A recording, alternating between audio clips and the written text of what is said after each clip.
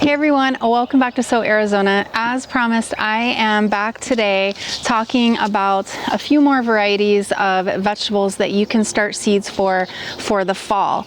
And today I am talking about 3 leafy greens, and these leafy greens are very nutritious, they're very hardy, and I think they are a great addition to any garden, whether you are growing in a small space, a flower pot, a raised bed, or even a bigger garden like mine. The first one that I'm going to talk about is one that people love to hate, and that is kale. Now, kale is one of those things that I thought I hated. I was a picky kid, in case you didn't notice. I thought that I hated pretty much all vegetables until I got to be a little bit older, and it really started to expand my palate when I started gardening, and kale was one of those things. Like I said, I thought that I hated kale. There was another one on the list for today that I also thought that I loathed entirely, but it turns out that it's actually really delicious if you cook it the right way. There are a few questions that you will notice that I ask over and over again. There are 3 or 4 questions just so that I can help you decide whether it's worthwhile for you to include that particular variety in your garden. And the very first one is, do you like it? If you don't like kale, don't grow kale. If you do like kale, or you think you might like to try it, then toss a couple of plants in there and see how it goes. A lot of farmers at farmers markets will sell kale. You can also buy fresh kale in most produce departments these days. So if you want to just pick up a bunch of kale, a literal bunch, not a bunch of kale, and you want to give it a try just to see if you like it fresh, then do that before you plant it in your garden. I think it's really pretty, but if it's not something that you want to eat, it's not necessarily something that you want to take up your valuable space with. That being said, if you do like it or you think you want to try it, then definitely proceed to the next question, and that is growing kale in your garden better than store-bought? And of course, like I said in previous videos with tomatoes, there is no question that growing your own tomatoes is much better than store-bought. I'm of the opinion that kale and the other 2 varieties of leafy greens that we are going to talk about today are definitely better than store-bought. And the reason being is that they taste a lot better, they are less bitter, but also they are a lot cheaper to grow.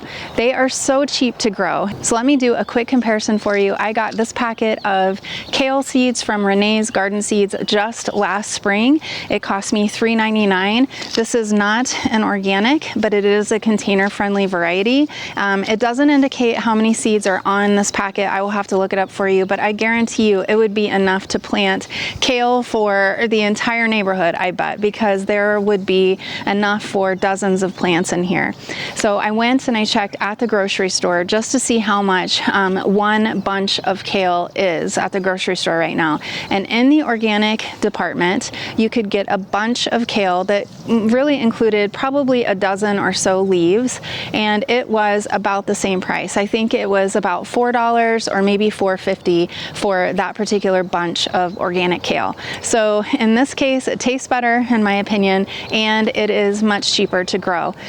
With kale, just like with a lot of varieties of leafy greens, you can actually cut and come again. You can harvest from the outside of the plant and it will continue to grow throughout the season. So one plant is going to provide you with harvests over and over again. So I think it's definitely worthwhile. One thing is for certain, starting from seed is going to give you a lot more variety choices than if you either purchase seedlings at your local garden center, or you just decided that that wasn't worth growing in your garden and you purchased fresh produce from the farmer's market or even from your local grocery store. So if you're one of those people that likes to try new varieties and new things, starting from seed and growing it yourself is definitely a bonus. All right, so if you have gone through all of those questions and you think that yes, you want to grow kale, then you want to think about your space. You want to assess your space.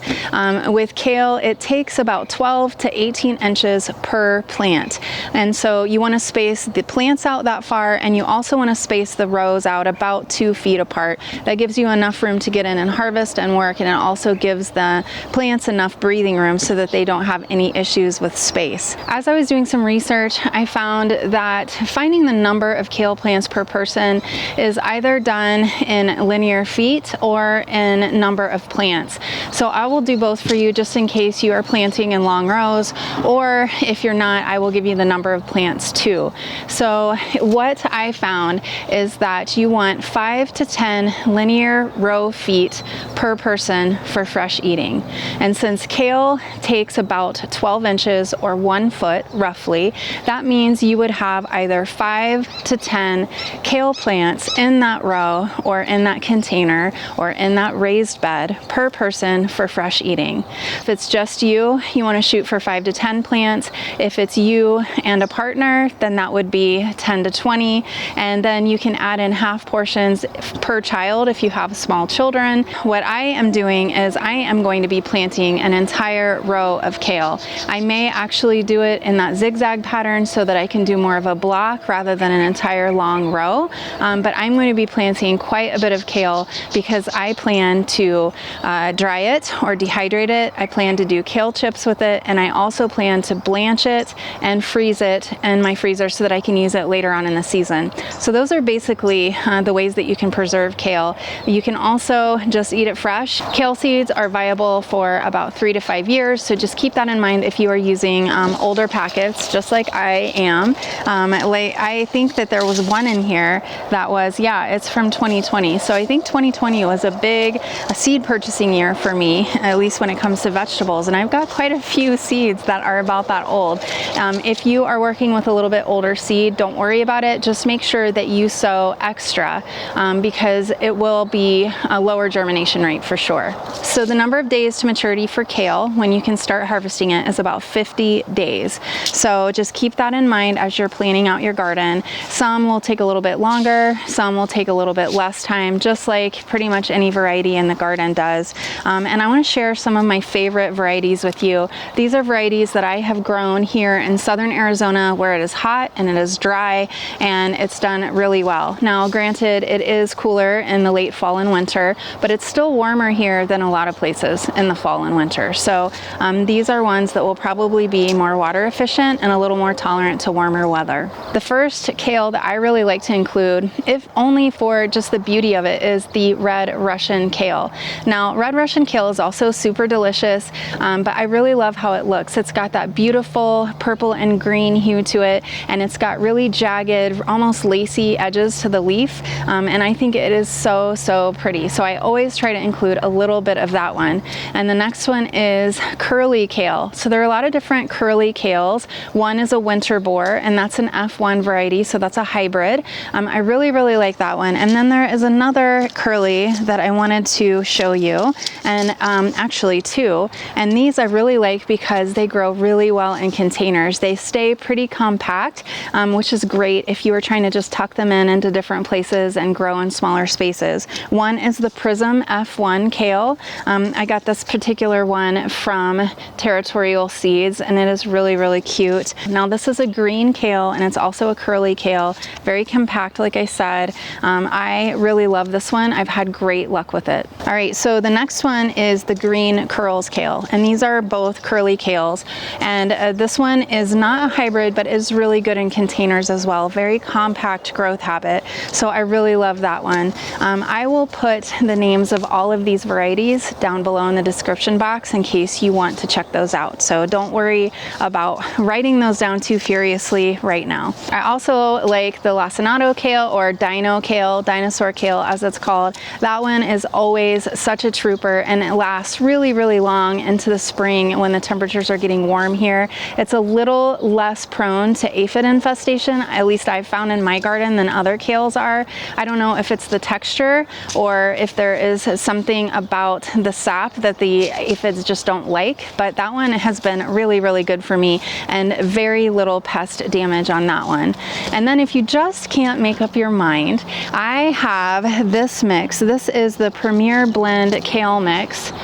This one is actually an older seed packet from 2020, and this one has got a ton of different varieties in it. So if you just can't make up your mind and you want to try it out, just sprinkle this and it will give you a little bit of everything. And I wanted to read to you some of the varieties that were in here. It looks like it's got the dwarf blue curled, the Siberian, dwarf Siberian, the Nero Toscano, the Lacinato or Dino kale, and the red Russian kale. So that one's got a lot of different ones in it, and I have had great luck with this one. So if you just can't make up your mind, then plant a little bit of everything. So those are the kale varieties that I really like. And to try to keep this video a little bit shorter, since we are doing a video every day on what you should be planting right now, I am going to move on to the next category, and that is collard greens. Yes, that's right, collard greens. And I know that a lot of people just assume that they don't like collard greens because they are a little bit of a robust green, a little thicker in texture. They can be bitter, but I have found that they are really nice, especially when the cooler weather comes in the winter. They seem like, just like with kale, they seem to just get sweeter with the cooler weather. So I wanted to talk about collard greens next. You may have noticed that I have got my seedling tray here, and I am going to attempt once again to plant and talk at the same time. Yesterday, I would say if I had to grade myself, I would have gotten maybe a C- because it was pretty bad. I ended up talking or planting, but not both of those things. So let's talk about collard greens, primarily grown in the southern regions, but we can grow them here too in southern Arizona, and really you can grow them anywhere you want to as long as you do it in the right time of year. In southern Arizona, we will grow the collard greens in the late fall and winter so that they don't get attacked by pests from heat stress and so that they don't bolt. Just like with any other variety that you are going to be planting in your garden, you want to assess whether you even like the variety that you are growing. So if you don't like collard greens and you've tried them before, then just skip them, and you can skip on to the next chapter in this video and check out the next variety that I'm going to be talking about. If you're not sure, then I have good news for you. They also sell those at grocery stores and also of course at farmers markets. I was just at Whole Foods and Sprouts this week checking on their organic selection there, and they do have some organic collard greens available at both of those locations, and they also have some at Safeway, although I'm not sure if they're organic or not. So depending on what you want to buy, you can choose any of those locations to shop at. But if you want to select and buy collard greens just to try them out before you decide whether or not you want to plant them in your garden, I think that's a great idea, just like with kale, to try them fresh. I think they are so much better fresh than they are frozen, just like a lot of things. But you should definitely check those out. And of course, my next question is, are they better than store-bought? And my answer is yeah, they are, because they are so much sweeter in my opinion, and I just really like eating them fresh, although I have been buying some frozen because I ran out of what I froze here in my garden last year. Are y'all proud of me? I actually planted a row of seeds while I was talking.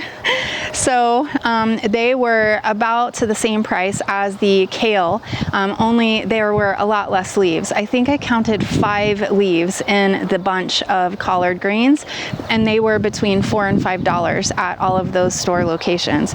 So that's like $1 per leaf. So I think that's a pretty high value crop to include in your garden if you decide you want to give it a try. Collard greens are a little bit bigger plant than kale. They can be pretty big, and so you want to allow for about 18 to 24 inches of space for those. With kale, it was just 12 inches or 1 foot. When I was doing research and trying to find how many plants per person, it is about 3 to 5. Now, if you want to preserve them, then you want to double or triple that depending upon your needs. And of course, that depends on how many people are in your family. So the 3 to 5 plants is per person. So if you have more than one adult in your household, then you definitely want to go for a few more. Just like with so many other things in the garden, you can tuck these into more of a zigzag pattern just to give them some elbow room, just like I was showing you with the cabbages yesterday, and I've mentioned with the tomatoes. I'll be doing that with all of my leafy greens this season. I find that it just gives a lot more space. I've got 4 varieties of collard greens that you can try that do really, really well in the heat. The first one is the Georgia Southern. I got my seeds from Baker Creek, and so I got those just a couple years ago. Got really good germination on them even a year after the sell-by date on that packet. Those are going to be between 75 and 80 days to maturity, just so that you can plan accordingly. The next one is the Vates, and the Vates is a really nice one for the heat. It tends to have less trouble in the spring as the temperatures warm up here in like April and May. I've been able to extend my harvest a bit with that one, as well as the Georgia Southern, and that one is about 60 to 80 days, so it's a little lower days to maturity, which is nice. And the third one is the Champion variety, and that one is at about 75 days, and again, that one is great in the heat too. You wouldn't want to plant that in the summertime here in southern Arizona. I just mean that, you know, by April and May we are really heating up here, and so it's nice to have a collard green that we can still continue to harvest from as the temperatures warm up just a bit. Now once we get to late May and June, all bets are off, and that is probably going to get infested with aphids, and it is just going to be done.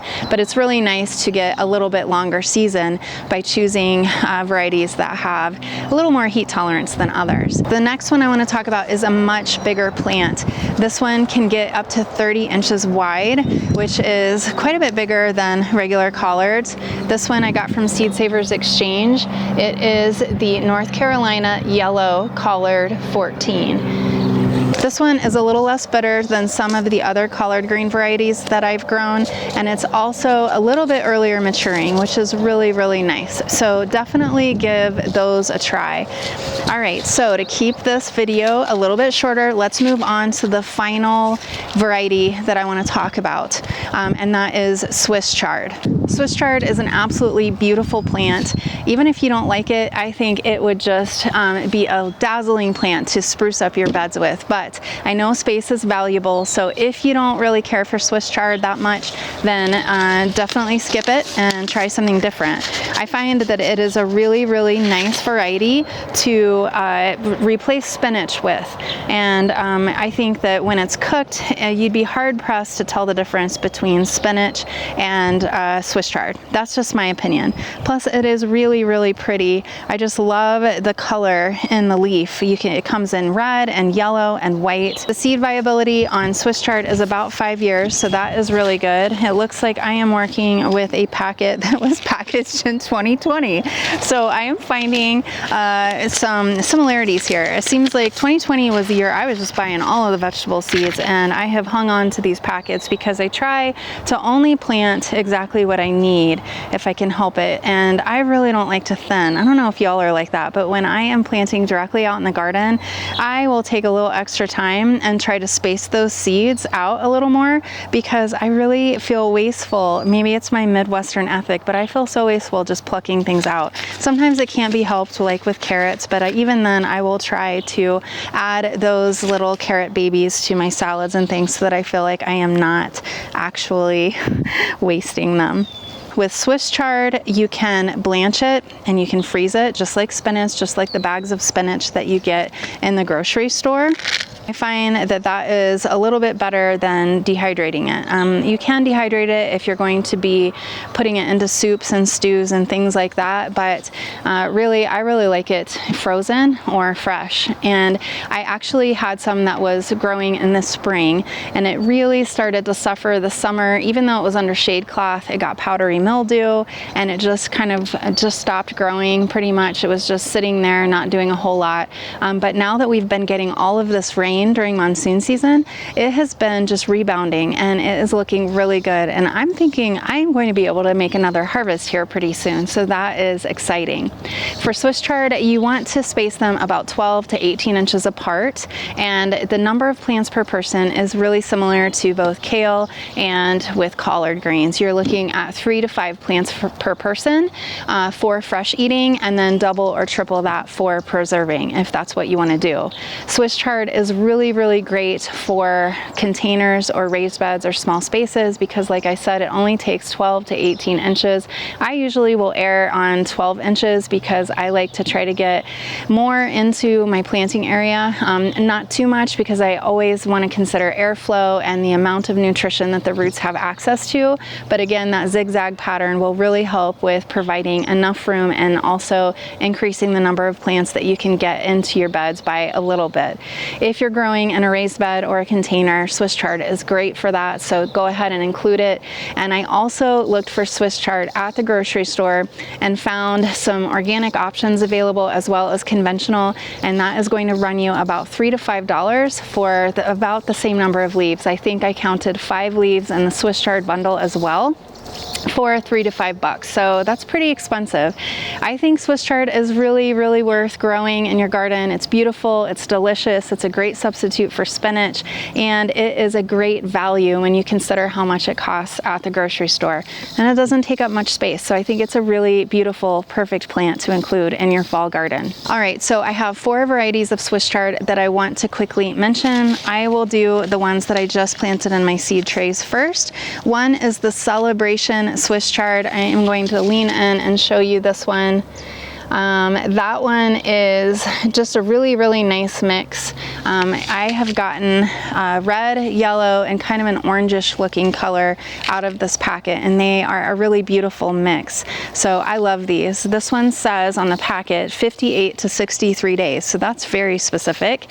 So I love that one. Again, it's the Celebration Swiss chard. And then the next one is also a mix of colors. I got this one from Territorial Seeds. It says 60 days for the days to maturity, and it says red, yellow, orange, gold, and white stems. So that is a really beautiful mix. So just like with the kale, if you can't decide what variety you want to grow, why not grow all of them and have a little rainbow in your beds? I think that that would be really beautiful. And this one is the Bright Lights, and I got this one from Territorial Seeds. The next one that I do not have seed packet for right now is the Ford Hook Giant, and that one is a really beautiful, really big green leaf, and it usually has white veins in it. So I think that one's really pretty as well. And then lastly is one that I get from Native Seed Search, and that is the Magdalena acelgus, and that one does pretty good in the heat as far as Swiss chard goes. I've had that go pretty far, nearly into June a couple of times before it really starts to bolt and suffer. So if you plant it in late fall, you should get quite a few harvests from it before you really have to pull it and start with something different. And that one again is from Native Seed Search. And like I said earlier, you can get all of the variety information in the description box below. So these are the 3 that I am starting today. It is kale, Swiss chard, and collard greens. All right, so I will be back tomorrow with the next few varieties that I am starting seeds for my fall garden, and we can plant them together. I'm Kara from So Arizona. Thank you so much for watching. Until tomorrow, happy gardening.